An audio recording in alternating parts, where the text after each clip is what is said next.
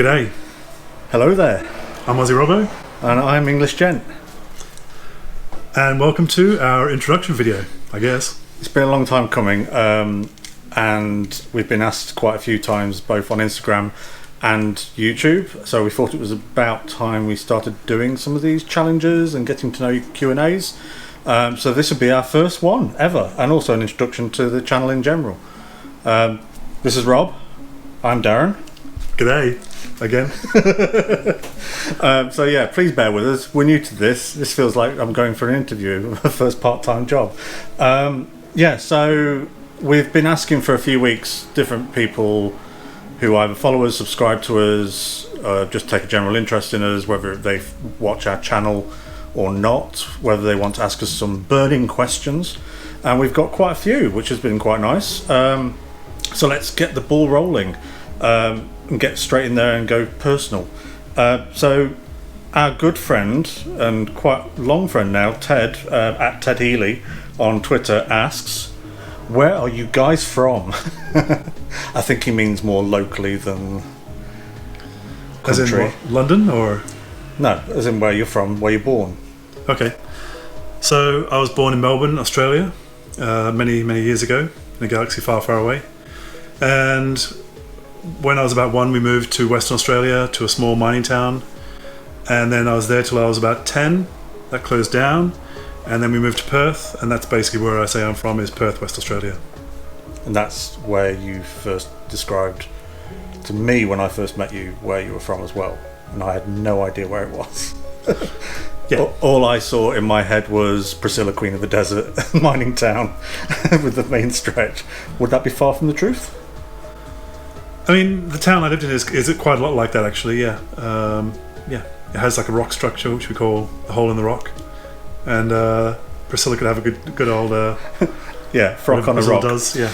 Anyway, so yeah, for me, I'm more a local boy, not so far away from the border of Nottinghamshire and Derbyshire up north in the Midlands. With all the farms. With all the farms. And this is pretty much how we kind of first got to connect with each other, was just on where we were from and what we're into. So I'm from a small village called West Hallam, quaint little village in the Derbyshire hillsides, and quite near to Nottingham and Derby, so I had a great teenage upbringing of going drinking. Lived there for most of my life in Nottinghamshire, because I tend to find that Nottingham had more going on. Life changed drastically for me a few years ago, and I decided to change direction, which was kind of how we met, which would be the next question. How long have you been together, where and how did you meet? And that's from quite a few different people, but the first person to ask that question was Matthew Brown, who always gives us really good chat on Instagram, and always kind of appreciates what we do, and we also appreciate the conversations we have with him as well. So that's quite nice that he was the first one to ask that. So how long have we been together? It'd be 6.5 years nearly. Yeah 6.5 years.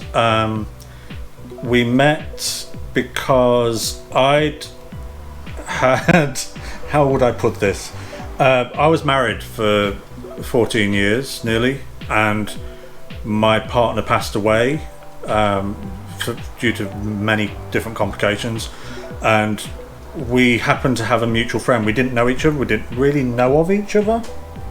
Probably seen each other's photos on things like Facebook, etc., through our mutual friend, but that was about it.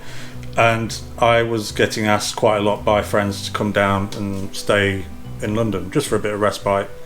And this particular weekend I wasn't actually going to come. I was actually in a pretty bad place and I just didn't feel up to it, but our mutual friend convinced me, so I went down, and myself and my friend had a great night out, and he decided to take me to a rather select watering hole called XXL, and that's where it all started for us, wasn't it? It was kind of, how would you describe it? I guess I'd run into the friend at the club. I was taking a breather off the dance floor, and in the chill out area. And then he messaged me because we got separated, and he was like, "Where are you?" So I went looking for him, and then I somehow knew, maybe through photos or something, that you were with him, or you knew him. So I came over and stalking me. I basically came over to you and started talking to you about where he was, and then the conversation just flowed naturally, like into complete geekdom, and we kind of gelled almost immediately. yeah, I put my foot in it pretty much straight away by just I think I had a bit to drink, and I think after a bit of conversation, I think what I said to you was something along the lines of, "Your accent, it's weird," and that coming from a mumbling fool like me is, yeah, kettle pot black. But we had a great night, and we didn't actually we didn't go into it with any preconception. We were both kind of just in the right place at the right time.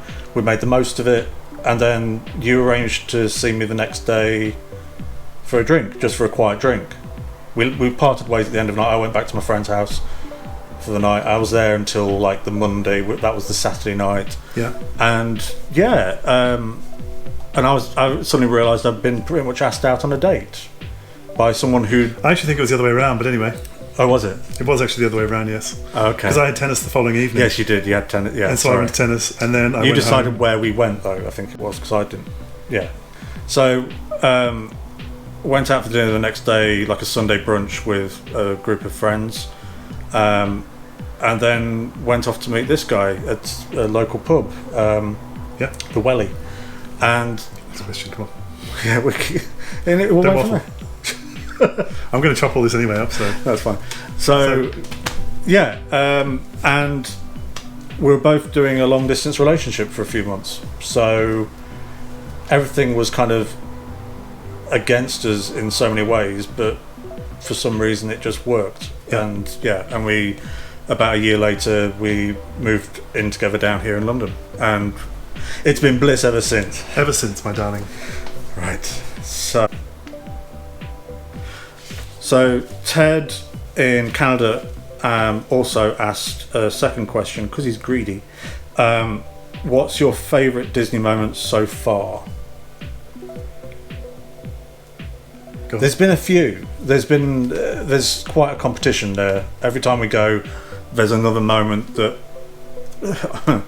I guess is cheesy, but it's true. The magic kind of just happens and it fits into place, and it's something different and completely out of the ordinary. I think everybody remembers, anybody who's a Disney fan and has always wanted to go to the parks like I had for like 40 plus years and never gone, that first experience of walking down Main Street in Magic Kingdom, you got to witness me pretty much blubbing on the spot, like happy tears. But yeah, I was crying an awful lot, as I remember, and we were with friends as well. But actually, my favourite from our first trip, would be our actual first ever experience and entering Hollywood Studios, which was our first ever park. We initially went to Florida for a 2-week holiday to actually attend the Star Wars Celebration, which is basically a fan convention on a huge scale. It's got all the companies there, it's official, etc. And we went there with a group of friends who all do what they would call cosplay, but they're in the 501st and they do charity, etc. And we had an amazing first week spending time in the convention centre there doing everything Star Wars. And as that finished, we went to Hollywood Studios. It was our first time ever in one of the parks, like I say. And they had actors and actresses from Star Wars doing a cavalcade. So people were starting to gather along the Hollywood Strip area of Hollywood Studios. And we were dressed like Ewoks. Insert photo here. And chatting away, had cocktails, and who should walk up to us? Anthony Daniels. Anthony Daniels. And Not while we're having the cocktails though. no, but it was one of those things where we all just looked round and he approached us rather than us approaching him, and he just came up and proclaimed, how he thought we looked so ridiculous. And I don't think I've ever been happier in a fan situation in all my life. It was a bizarre conversation, but it was a lovely moment. And then it was all Star Wars themed the whole evening, and we ended up on the giant video screen, photos of all of us dressed as Ewoks, and we had an amazing night. What would you say for yourself? I was going to say, in a less waffly way, that Galactic Nights was actually my favourite. It was my most memorable time at the Disney parks, because it was the first time, and then, as you say, we were all dressed as Ewoks, and we were with two friends who were a lot of fun to be around. So, and they knew the Disney parks, so that made it a lot more enjoyable. They were our guides, our sort of like... Yeah. I don't think we could have had such a brilliant time without them being there. They just cut out all the waffle, all the stuff that they didn't think was important, and we just had an amazing time. We drank, we went to the Polynesian. So that, I think, as a rule, yeah, I'd say the first ever time there as a whole was just an amazing magic moment, but that particular night was like 5-star. Yeah. So I guess the run-up to that would be myself proposing to you on our last trip, awkwardly outside to the Haunted Mansion. And it didn't go to plan. It was not what I had in my head, but I asked the question and he said yes. So what can I say? That was pretty magical, and the park was empty, so no one witnessed it. So Nick... Nick has followed us pretty much from the start as well. Nick's at MBYT Vlogs, and he asks, what was your reason for starting a channel, and where do you hope it ends up? So, I guess in the run up to the going to Disney last year in November, we were watching a few vlogs anyway to get just information, because it's a good way to get information about the parks. We've been watching vlogs for a couple of years by that point at least. Yeah. So, yeah. And then I started thinking about the idea of getting a GoPro, because I just thought they looked really fun, and I like video editing and stuff and videos. So I thought, well, I didn't know much about editing, but I like taking videos. So I just bought a GoPro, and it literally arrived a week before we left. Yeah. So I didn't have much time to get used to it or get used to the settings or how it worked. And then we didn't really think about what we were going to do with the footage, or what footage we were going to take. Why we were doing it, really. It was whether it was informative or whether it was just fun, or whether it was just... So the first few videos we did, you can see we're quite awkward when we're talking to camera, if we talk to camera, which we didn't do very often. And you're probably seeing that now. Yeah, we didn't really have any idea, or there was no real plan or setup that we'd gone over thinking this is what we're going to do and this is what we're going to talk about each time. Yeah. So we just started recording, which is why I had to kind of put a lot together in editing to try and make it into something. Yeah, there was no real plan, like I said before we left, which made editing a lot harder when I got back. So I think if, when we do it again at the other parks, we'll definitely have more of an idea of what we're going to talk about and film. And I think that comes with time and experience, because we don't live near the parks. Like a lot of us here in the UK, we don't get to go as much as we'd like.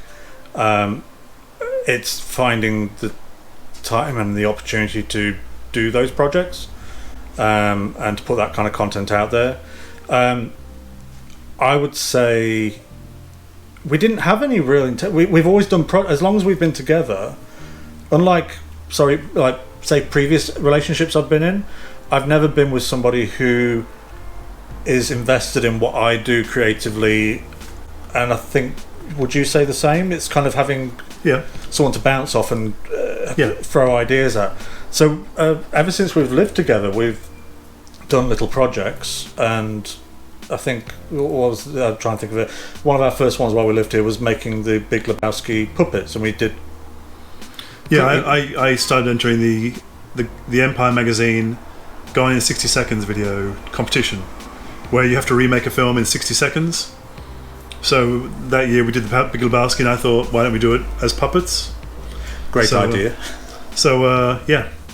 I think I put more time into making the puppets than into the actual film. I think I had to refilm it 3 times, and the story, there was no real story. There was no real story. For the 60 seconds, but it was just an experiment. We had fun. Yeah. We had loads of it. It was hard work, but we had fun. I think it went to the final. Yeah, it did. We got to the final, and it was on the website, etc. Probably the biggest memory for me about doing that particular project was wearing the green lycra suits so that we could key ourselves out. Basically, the green screen process of keying ourselves out of shots and standing in our communal hallway of our flats and having a whole sort of like mini lit studio and filming it out there because we didn't have enough room in the flat. But yeah, so we've always done projects. So I think one of our main intentions with our channel would be trying to find like-minded people. London's a big place, and we found that trying to connect with people who are into similar things or open to similar things. So you might not find somebody who's into Disney and Star Wars, but you might find someone who's into Star Wars, but they appreciate of why you're into other things. And that's kind of, for me, was part of it, was just putting ourselves out there, and it's kind of already started working that way. We're getting a lot of people who have connected with us on a level of, I don't see anything else out there, which is nice. And some really nice messages and conversations. Where we see it going, do we have any expectations on it? I think we'd like it to be seen. We'd like it, to be shared and seen. And I mean, I don't know any expectations about where it's going to go. No. I've got a few ideas I like to do about videos to do with London and stuff. Yeah, so, I think that's. I mean, we don't go on endless holidays, so we only go on one or two max. I mean, maybe like breaks every now and again. But obviously, this has happened at the worst time. We came back in November from holiday, and had Christmas. Got Christmas out of the way. Got back into the swinging of work, and then coronavirus hit. So it's kind of cut down everybody's opportunities to get out and about, especially in London. Before coronavirus, we would be doing something all the time. And a lot of it for free. A lot of it's just being out and about and seeing exhibitions, seeing gigs, whatever. Just walking around, which we really enjoy. We like sort of exploring London. So we're looking forward to getting back into doing that part of it as well. So we're not just thinking Disney parks. So expectations. I think I think one of the lovely things about our first series was seeing it played back and remembering things I'd completely forgotten that we did, and having it all in a lovely little package in an episode. Because my memory's going now. I'm in my mid-40s, the wrong side of my 40s, and I do forget like little details, especially when you go away and there's so much happening. So that's for us, it's just to keep memories going and to sort of grab like-minded people along the way, which is nice. So Matt in California asked, outside the obvious love / obsession for all things Disney and Star Wars, what else do you love? Each other. No. I think it's pretty obvious. We're geeks at heart. We like film, TV. We've both got backgrounds in those things. You work in the industry now. I trained to be in the industry and went nowhere, but hey. But I would say comics, X-Men. I like it. Some Star Wars fans won't like this, but I like Star Trek. It's like it's on the list. What else would you say? You love it too. You're growing to like it. Discovery? I mean, film is my big interest. It's what we connected on, first of all, when we first met. So I was in film school when we met. A late career change. And then, comics are the other big interest. X-Men. Boxes and boxes and boxes and boxes of comics. And I have an interest in sports, but I haven't really been able to do much sports in the last couple of years. But I used to play tennis quite a lot. Yeah, when I first met you the first year, you were going on like a weekly basis. But I grew up playing tennis for 10 years in a club 2 or 3 times a week. And then when I used to live in Liverpool for a few years, So I have a bit of an interest in football as well. Yeah. And yeah, it's obvious we're into Star Wars. But yeah, we have lots of interests. Before lockdown, we would go to the cinema once a week at least. Yeah, it's handy having the Cineworld Pass where you just pay £20 a month. Once I moved down here, it was you can see as many films as you want per month. So that's yeah, and it's I find it's so much more about experiencing a film in the cinema than it is at home. As long as you don't get too many distractions or weird people in the cinema. Yeah. But yeah, it's we're into all sorts of things, but like primarily it's Star Wars, and a lot of our circle of friends tend to be appreciate Star Wars in particular, I'd say. Yeah, and they understand that why we do, and that's really nice. Yeah, that's like don't get treated like freaks. Yeah, too much. So next question. This is also Matt from California. So, what do you collect? Nothing. We don't really collect anything at all. You don't collect much, but we only have a certain amount of time, so you need to limit your answers. Yeah. So, what do we collect? Funkos, comics, figures. I used to have a huge Lego collection, but I have actually shrunk it right down. We live in a 1-bedroom flat in central London, and this lot takes up most of the room. But I enjoy, for me, part of the collection is I enjoy getting it and seeing the work that's been put into it. We often have to sell things on that we don't want to have to sell things on, but if we want to keep collecting, we have to. My poor parents have a whole loft space up in Derbyshire full of empty boxes. So every now and again we send like a text message saying, can we have this box, or do you have this box, or but I'm definitely more the collector than you are. I think I'm probably the only thing I collect now that I can afford to is I collect variant comics. So my favourite artists, they do some variant covers for the comics, particularly Mark Brooks, Adi Granov, Jim Lee, Art Adams, and who's the current one? Oh, Mark Brooks. So I just like collecting variant comics. Yeah, and I can't really complain that he does that. We've got boxes and boxes of same issues with different covers. But I can't really complain because I've got shelves and shelves and shelves of, quite frankly, 90% of the stuff in this flat is yours. Yeah, but I tend to buy it for both of us, and it's quite nice. We appreciate it. That said, we'd love to move into a 2-bedroom flat. Yeah.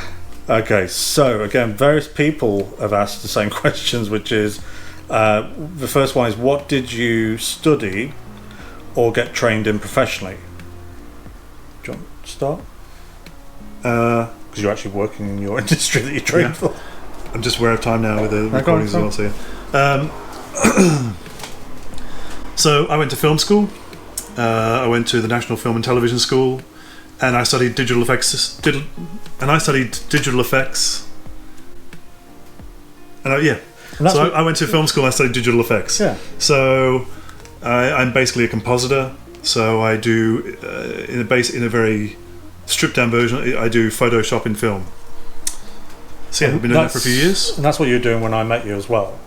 Yeah. You were kind of into your final year. I finished in 2014, end of 2014. So again, not the ideal time to be starting a new relationship at long distance. And then for me, I worked in retail quite a lot, and then I decided to go back to university as a mature student, and I studied in television production design. So it's production design for TV and film. Amazing course. Don't ever regret doing that course. Sadly, the industry didn't exactly thrive in Nottinghamshire, and I was in a serious relationship by that point. And it went nowhere, sadly. I tried for jobs and things, but it just didn't go anywhere. But I do have great memories of it, and I got a lot of skills out of it. And now I just really enjoy illustrating and doing a 9 to 5 job, which I also enjoy. But it's nice to have that kind of avenue where we're both still creative in our spare time rather than just at work, etc. Do you both draw? Yes. Yeah, I don't do so much these days, but I do a little bit on Procreate. I think I started before you did, actually. I found Procreate. Yeah, I've always been a bit scared of digital art, as in me producing digital art, and you've given me the confidence to sort of break out into that. And free apps like Procreate have been great for me.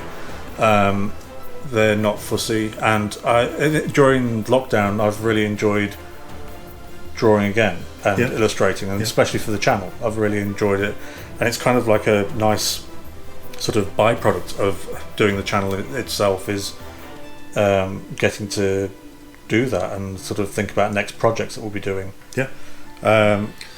Because just to do with the opening titles, so you drew all the opening titles on Procreate. You created them all in there, and then you gave them to me, and I used a program and I basically animated the opening titles. Magic.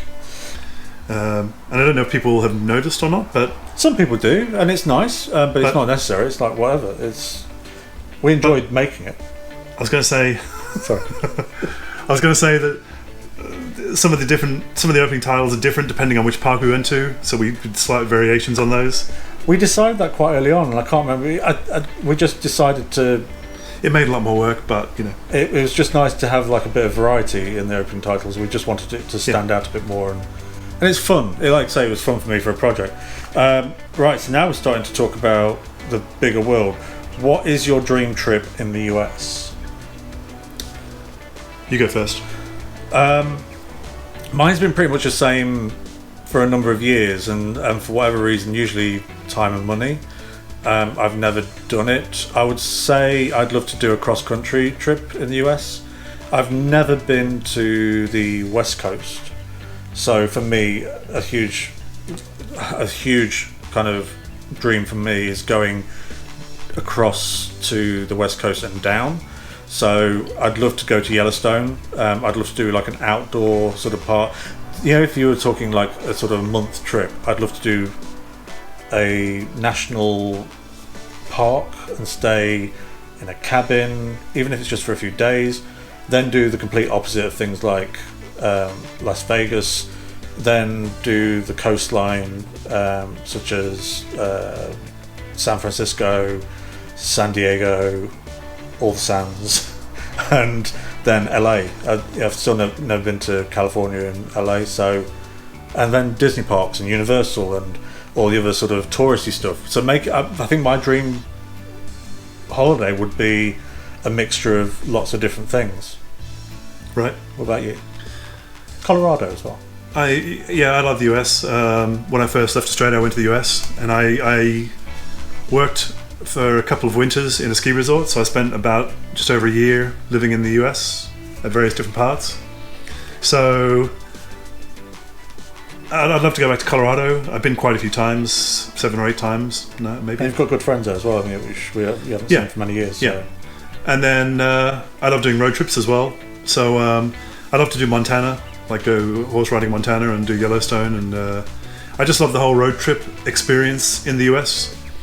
The last time I did a road trip was in 2010, and I drove over about 3 or 4 states, and I've actually got a load of footage that I might cut together from that trip. You made a little film, didn't you? I can remember with Holiday. I did, but I'd recut the whole thing because I couldn't use it for copyright reasons anyway for that music. But yeah, it's a gem. I can remember you showing me, and I just completely. But my favourite place is Colorado in the US because of having lived there. And you've made me want to go there through your stories and the people you know. So yeah. So the second lot of questions. These are this is probably one of the most popular ones. Who are your most watched YouTubers? I think I'd say most watched. If we were to say every day, or every time they post, we have it literally on. Definitely the Trackers, Tim and Jen. They were probably the first ones we were introduced to. Yeah, you got into them a lot quicker than I did. Thank you, Ted and Mish in Canada. I found his mustache weird, and that freaked you out, didn't it? For a while, you just didn't find it. You found it off-putting, so you kind of avoided it. Then for a year or two, I didn't watch. As soon as he clipped it, you kind of warmed to. No, I think I started watching more before the last time we went. Yeah, and then we've kept on watching them since we got back again. So yeah, they're addictive watching, and there's the sort of thing that I used to watch them just because of the park content, but actually now I find myself, and this has now led into a lot of the people we enjoy off YouTube, who we're connected with on, say, Instagram or Twitter. That's what it's called. We're now appreciating their work because they do more things like daily vlogs, and we really enjoy it, especially during lockdown, because you just need a distraction. Another couple we love, and we've kind of followed from the beginning of them doing content, is Peter and Kitra at Ordinary Adventures. Yeah, they're really good, and they tap into our. Yeah. They're probably one of my bigger influences in terms of what I'd like the channel to be like. Yeah. It's just kind of beautifully shot, beautifully put together. Conversation wise, they just have a rapport which sings to us. Yeah, and talking to Peter online, he's a lovely guy, and there's never any drama. And they make really good videos. I mean, just forget the personalities, but the way they shoot everything is really good. Yeah, it's really good. And they love Star Wars, and they're completely unashamed geeks, and their passion shows in the way they also build in challenges into their videos is quite good. They're really good at thinking of content. Yeah. And then I'd probably say the next one would be just a general day-to-day would be the Disney food blog with AJ. I quite like AJ's sort of presentation. They are really informative videos. It's usually more to do with when we're going on our next trip, what we'd like to try to eat and do. And she's really good at doing those short, snappy. Unlike me, short, snappy. Her voice is very energetic as well. Yeah, it's kind of animated. So that ends the first episode of 2 parts. So yeah, we don't want to bore you. We'd like to come back. Please come back. If not, then we hope you've enjoyed this one at least. In the next episode, it will be more sort of less obvious questions, and there's going to be a lot more individual questions. So yeah, looking forward to it, and thanks for joining us on this one. All the links to people we've mentioned will be in the info and description down below, and we'll see you next episode. Bye. Bye.